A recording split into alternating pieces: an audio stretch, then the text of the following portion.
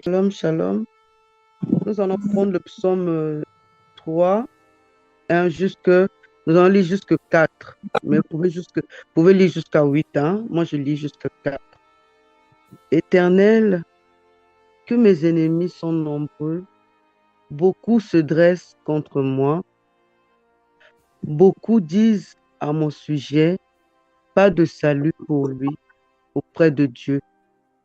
Mais toi, Éternel, tu es mon bouclier, tu es ma gloire et tu relèves ma tête. Dans mon message, mes frères et sœurs, c'est le psaume de David, hein. Donc, et il se confie en l'Éternel parce que il y avait des combats. Malgré les combats qu'il avait, il se confie en l'Éternel parce que il avait confiance. Il avait confiance en l'Éternel parce qu'il se dit, même si j'ai des combats qui m'arrivent, mais Dieu ne va pas m'abandonner. C'est ce que nous devons faire aussi dans nos vies. C'est ce que nous devons faire aussi dans la vie de nos enfants. Parfois, on a des combats. Parfois, on a nos enfants il y a des enfants qui n'arrivent plus à aller à l'école. Ils abandonnent l'école. On a des, parfois, on a des difficultés avec nos maris. Ils ont des débauches. Mais on ne peut pas abandonner. On doit être fort dans la prière. On doit être fort dans la prière. Faire confiance au Seigneur. Prier sans cesse. Se dire que malgré que j'ai ces combats-là, mais moi j'ai Dieu. J'ai Dieu. Dieu va pas m'abandonner, il ne m'abandonnera jamais. On a toujours des combats dans nos vies, mais on ne peut pas abandonner. Notre Seigneur Jésus-Christ, il est monté sur la croix, mais il n'y a rien qui est abandonné pour qu'il vienne nous, quand il vienne nous secourir. Il est toujours là vers nous, il vient toujours nous secourir quand on l'appelle. Notre Seigneur Jésus-Christ, il est toujours là, il nous secourit, dans nos problèmes, il est là, il vient toujours là. On pleure, il vient, il nous a pas, il nous abandonne, il ne nous abandonne pas. Donc nous devons toujours faire ça. Parce que je vois maintenant, il y en a beaucoup maintenant. C'est dommage parce que ils se confient pas en Dieu. Ils ont des problèmes dans leur, les enfants sont malades. Il y a des enfants ils deviennent les autistes. C'est- Ils doivent se vraiment prier, prier, même faire les jeunes, faire les jeunes parler au Seigneur, parce que le Seigneur lui a donné un enfant. Quand le Seigneur lui a donné l'enfant, l'enfant n'était pas autiste. Mais avec le temps, l'enfant, il commence à être autiste. Mais il doit se confier toujours au Seigneur, parler, prier, même faire les jeunes, parler au Seigneur, dire au Seigneur, Seigneur, tu m'as donné cet enfant, il n'était pas malade. Seigneur, je sais que j'ai des combats qui sont là, mais j'ai confiance en toi. Je sais que tu vas faire en sorte que mon enfant guérisse. Et après, le Seigneur il va tout faire pour cet enfant-là. Comme l'enfant, on lui dit que son enfant, l'enfant est traumatisé, l'enfant ne suit plus à l'école, l'enfant ne fait que jouer, jouer, l'enfant est turbulent. Et la maman écoute les médecins. La maman commence à donner l'enfant les médicaments. Mais c'est pas bon pour les enfants, les médicaments. Il faut se mettre dans la prière. Il faut se mettre dans la prière. Prier, prier, prier.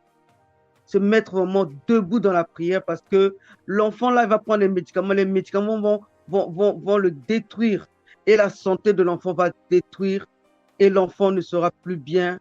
Et l'enfant, il va faire confiance. L'enfant, il va faire confiance. Il va dire, ah oui, on m'a dit que j'étais malade. Donc, moi, l'école, je ne peux plus rien faire. Tandis que l'enfant intelligent, il faut se battre. En Europe, ici, les gens ne font confiance aux médecins. Oui, ton enfant est malade. Ton enfant, mais ils ne savent pas que parfois c'est Satan qui fait des trucs comme ça. Mais les parents ne se lèvent pas dans la prière. Se lèvent pas dans la prière, mais il faut prier, prier. Parce que ce monde-là est rempli de Satan, est rempli de mauvaises choses. Nos enfants doivent avancer dans les études. Nos enfants doivent devenir les ministres.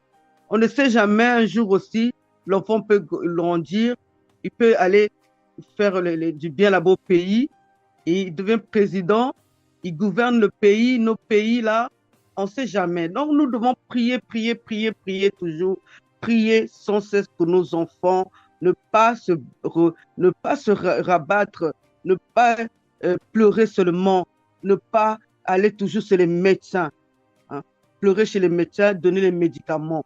Nos enfants ne doivent pas prendre tout le temps les médicaments. Nos enfants, ils sont là, le Seigneur les protège, le Seigneur fera en sorte que nos enfants grandissent vraiment dans les mains de notre Dieu. Donc, mon message, c'est ça. Je voulais vraiment dire à nos frères et sœurs que nous devons nous battre. Même quand les combats sont là, nous devons nous battre dans la famille. Nous devons prier.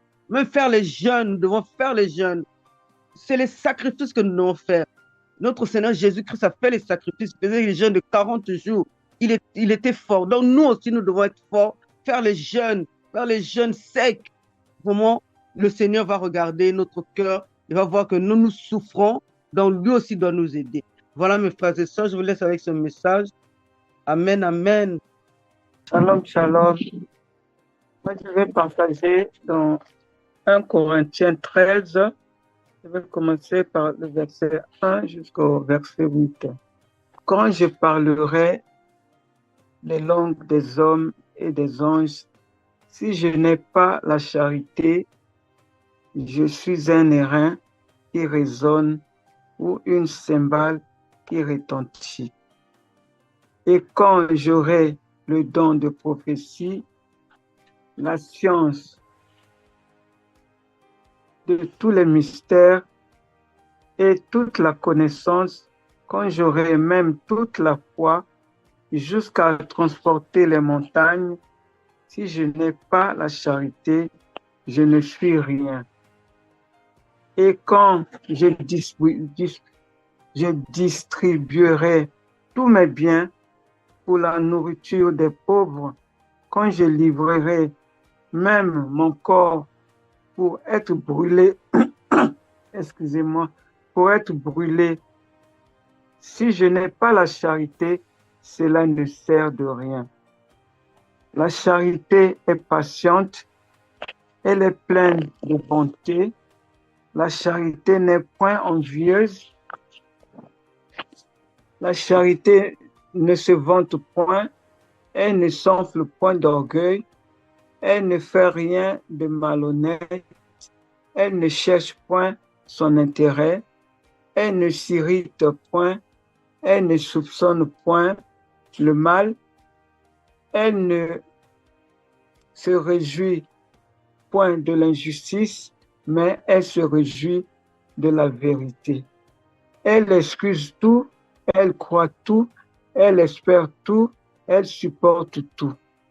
La charité ne périt jamais. Les prophètes rendront fin, les langues cesseront, la connaissance disparaîtra. Moi, mon message, c'est que Dieu nous demande dans ses commandements de nous aimer les uns les autres comme il nous a aimés.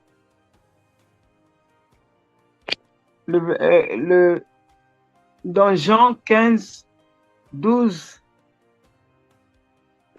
il nous dit, oui, il nous aimer les uns les autres. Et Marc 12, 30 nous dit, tu aimeras le Seigneur ton Dieu de tout ton cœur, de toute ton âme, de toute ta pensée, de toute ta force. Voici le second, tu aimeras ton prochain comme toi-même. Il n'y a pas d'autre commandement plus grand que cela.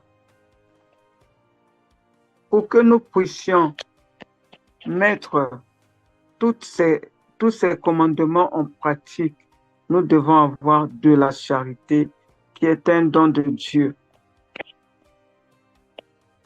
c'est une vertu de Dieu.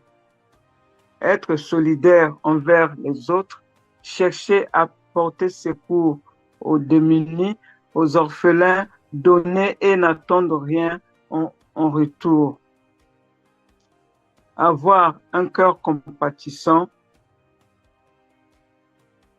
La parole de Dieu nous dit dans Colossiens 3,14, mais par-dessus toutes ces choses, revêtez-vous de la charité, qui est le lien de la perfection. Également, dans Éphésiens 4, versets 2 à 3, en toute humilité et douceur, avec patience, vous supportons les uns les autres avec charité, vous efforçant de conserver l'unité de l'esprit par le lien de la paix. Dans 1 Corinthiens 13, maintenant, donc, ces trois choses demeurent: la foi, l'espérance, la charité. Mais la plus grande de ces choses est la charité. Donc, nous devons avoir la charité envers les autres. Si nous disons, nous avons l'amour, si nous nous aimons les uns les autres, et s'il n'y a pas la charité, en tout cas, ça ne marche pas. Voilà, ça c'est mon message. Que Dieu nous bénisse. Amen, amen, amen. Si je veux ajouter quelque chose, ça veut dire tout ce qu'elle a dit, c'est dans la pratique. On dit, l'amour ne soupçonne pas le mal. Entre nous ici, quand le Seigneur parle, nous les hommes, nous devons nous soumettre au Seigneur à parler. Sinon, c'est très facile de réciter, de dire ça, mais dans le vécu, quand un frère vient te dire, ah, il y a ça, tu prends ça comment? Tu le regardes, ou bien tu dis, ah, c'est mon frère, il a parlé, même si la voix intérieure, une voix te dit, oh, il ment. Dieu a dit de ne pas soupçonner, de croire, et voir après le résultat que ça va donner. Donc, vraiment que le Seigneur nous aide à vivre ce message, pas seulement entendre et applaudir. Non, nous devons vivre ça. Nous devons vivre ça. Tout ce qu'il a dit dans 1 Corinthiens 13, versets 4 à 7, là, ça doit être une vie, déjà dans le foyer. Tu poses une question à ton épouse, elle te donne la réponse. Même si toi, tu crois autre chose, elle t'a donné la réponse. Tu crois à ça, parce que l'amour croit. Tu soupçonnes ton mari ou bien d'adultère, ou bien de tromperie, ou bien il te dit la chose là, la question que tu m'as posée, voilà ce qui se passe. Tu dois croire à ça. Tu ne dois pas dire non, et on m'a dit si, j'ai vu ça. Non, ce que tu as vu, ça peut être ce que tu ne penses pas. Je peux être dans un restaurant avec un collègue, une collègue, on fait des accolades, un ami vient te voir pour te dire, ah, j'ai vu ton mari, hein, il a fait des câlins à une fille. Bon, et puis c'est fini. Nos épouses ou bien nous-mêmes, nous prenons ça pour dire, ah, il paraît qu'il y a un homme qui t'a fait câlin. Et après, là, il te dit, non, c'est un collègue de service, on est allé manger, c'est amical. Donc l'amour nous oblige à croire ça, à ne pas soupçonner autre chose. Sinon, comme Job le dit, c'est ce que je crains qui m'arrive, c'est ce que je redoute qui m'atteint.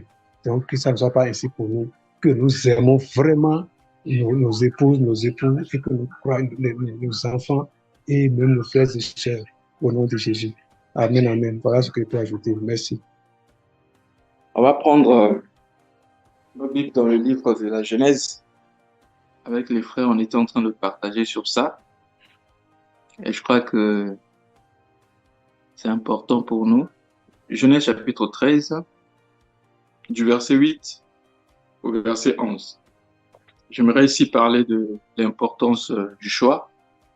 Abraham dit à Lot qu'il n'y ait point de dispute entre moi et toi, ni entre mes bergers et tes bergers, car nous sommes frères. Le pays n'est-il pas devant toi? Sépare-toi donc de moi. Si tu vas à gauche, j'irai à droite. Si tu vas à droite, j'irai à gauche. Lot leva les yeux et vit toute la plaine du Jourdain qui était entièrement arrosée, avant que l'Éternel eût détruit Sodome et Gomorrhe. C'était jusqu'à Tchoua, comme un jardin de l'Éternel, comme le pays d'Égypte. Verset 11. Lot choisit pour lui toute la plaine du Jourdain, et il s'avança vers l'Orient. C'est ainsi qu'ils se séparèrent l'un de l'autre. Amen. Oui, bien aimés, c'est important que nous sachions l'importance du choix.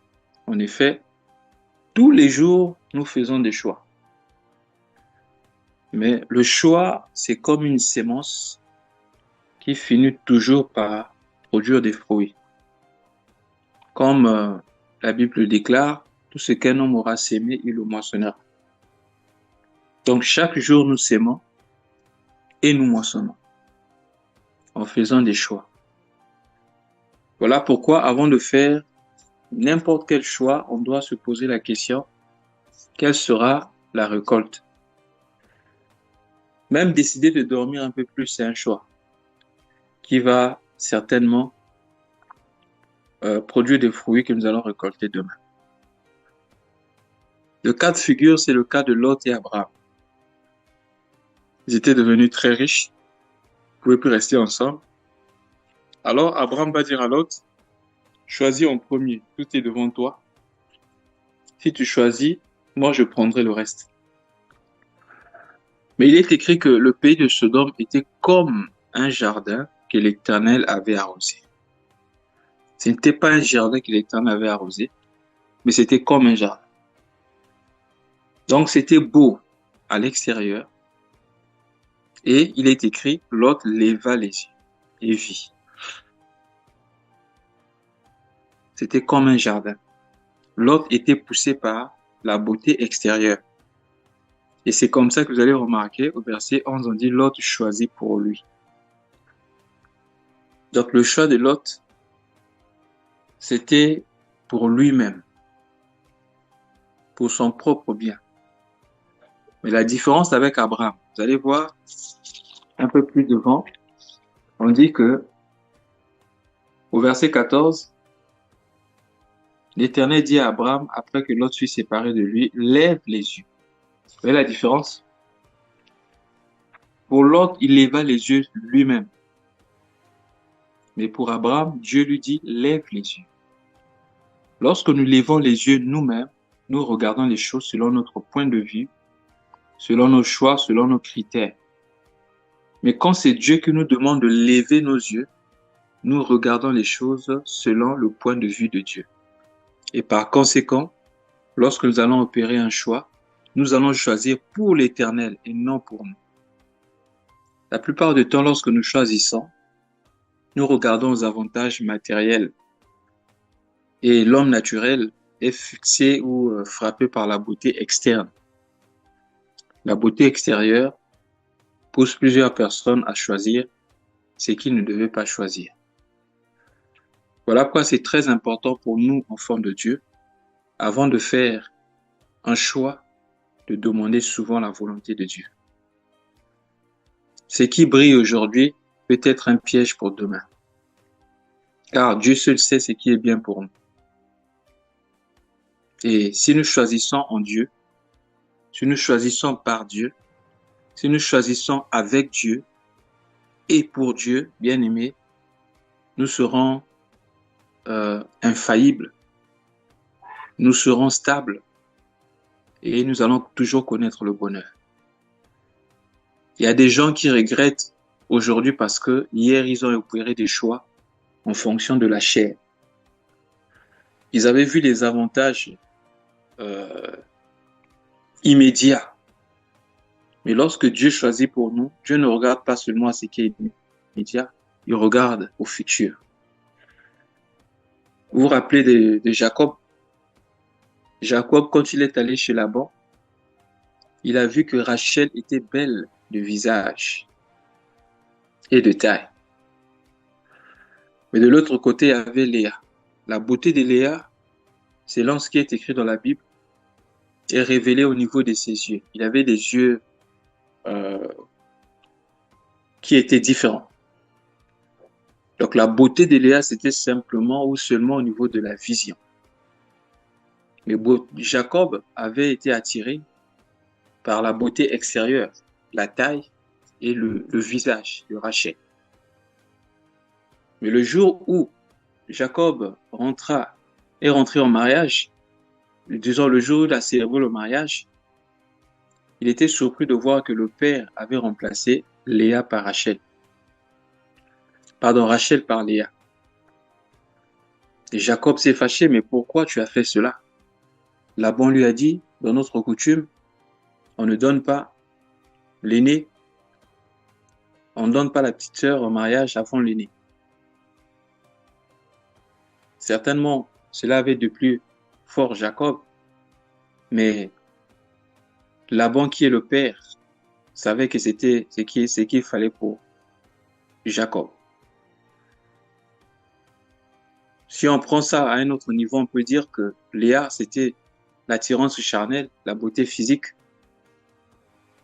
Mais le Père qui est Dieu veut d'abord que nous cherchions la beauté spirituelle. C'est pourquoi Matthieu chapitre 4, verset 33 dit, Matthieu 6, 33, cherchez premièrement le royaume des cieux et sa justice, le reste vous sera donné par-dessus. Dieu veut d'abord nous donner les vraies richesses, la vraie richesse spirituelle avant que nous possédions les biens matériels. Mais souvent, lorsque nous choisissons, nous regardons d'abord à ce qui est matériel. Voilà pourquoi nous sommes faillibles et nous tombons souvent. Pour clôturer, j'aimerais dire ceci. Même si par Rachel, Jacob avait eu Joseph, et par Joseph, un jour, toute une famille fut sauvée de la famine en Égypte. Cependant, par Léa, Jacob a eu Judas. Et de Judas est sorti le lion de la tribu de Judas, qui est Jésus-Christ, qui a sauvé l'humanité. Donc, bien-aimés, choisissons avec Dieu, laissons le choix de Dieu, et alors, nous serons toujours stables, nous allons toujours connaître la victoire. Car c'est que Dieu choisit pour nous, Dieu a toujours, et Dieu le protégera. Mais si nous choisissons nous-mêmes, certainement Dieu ne protégera pas ce que nous avons choisi nous-mêmes. Que Dieu nous aide. On va s'arrêter par là, vu le temps, pour ne pas aller au-delà des minutes données. Que Dieu nous bénisse. Amen.